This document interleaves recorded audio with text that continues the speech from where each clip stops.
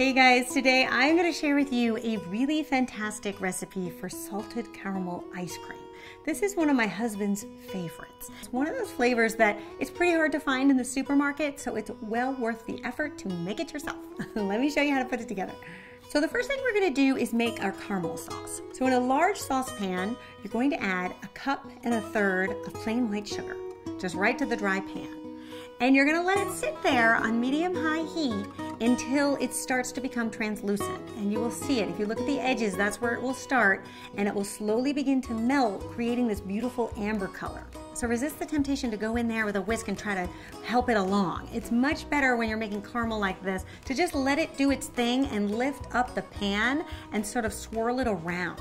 That will help give it some motion that will help that sugar dissolve. And if you need to, you can even shake the pan a little bit, and that will redistribute the sugar and help it to melt a bit quicker. And then once all your sugar is melted, you can then pour in 1 cup of heavy cream. And it definitely helps if your heavy cream is warm or at room temperature, because that caramel is very, very hot. And if you use cold cream, you're gonna end up with a big sugar mass because it's just gonna seize up on you. And then don't touch it. Let it bubble up and kind of do its thing, and it will settle down. That's the caramel telling you it's time to be stirred. So then you can go in there and stir it gently until everything is combined. And at this point, you want to turn down that flame to like a simmer. And then you're going to add 1 tablespoon of butter, and then the salt. So for salted caramel ice cream, I really prefer to use Fleur sea salt, which is a very light, large flaked salt. It's the salt that comes from the very top of the salt marsh. So it's really the creme de la creme of the salt. And when we're in France, we love to visit these salt marshes, and you can buy it right there in these little stands. And I always get a whole bunch of bags of it because it's great for this ice cream.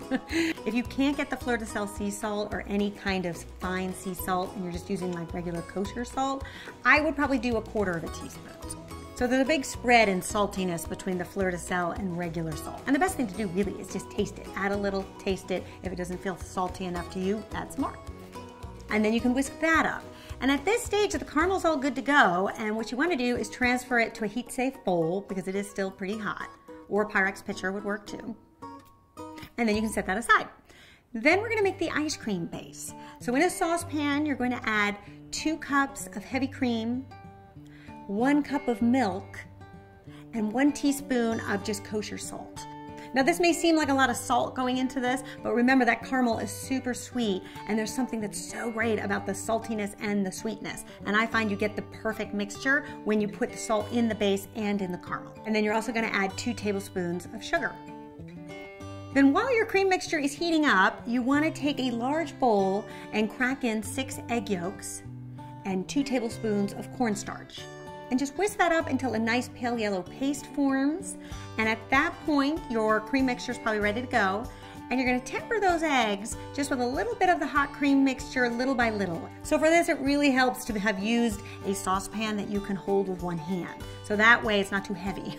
I've learned this the hard way. So you're taking your saucepan with one hand and you're whisking with the other, and that really does the trick.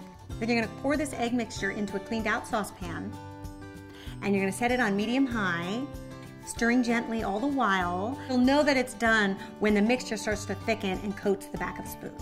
Then what you want to do is pour this base through a fine mesh sieve into another bowl, because it'll create a really nice fine base. And then at that stage, all that's left to do is add back in our caramel, and you can whisk that up, and then you'll see you'll have a beautiful salted caramel base. So at this stage, it's really great to refrigerate it for a few hours just so that you're using really cold ice cream base before you put it into your ice cream machine. Otherwise, it can just take your machine so long to really churn this. So it's best if you start with a base that's already cold.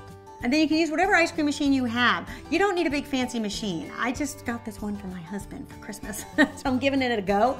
I told him it was for him so that I could make him all these flavors like salted caramel ice cream that he can't get in the States. Although he still sort of thinks it was a present for me, so I don't know. Maybe it's a little of both. And then you can process your ice cream according to the manufacturer's instructions.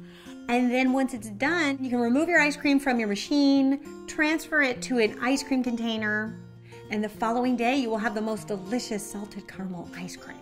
And I do like to scoop it out and serve it in some fancy glasses that are footed.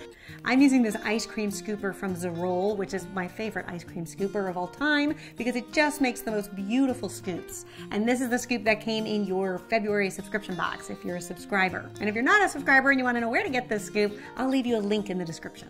And then to garnish our ice cream, we're going to tuck in one of these delicious langue de chat cookies, which are one of my favorite French cookies. I think it pairs really well with the salted caramel ice cream. Just gives you something to kind of nibble on, a little crunch with the ice cream. People are always so impressed when you bring this to the table. There's nothing quite like homemade ice cream, if you ask me. I hope you guys give this one a try and let me know what you think. Subscribe for more quick and easy recipes. And as always, you can find printable versions to these recipes on entertainingwithbeth.com. I will see you back here next week. Until then, bye.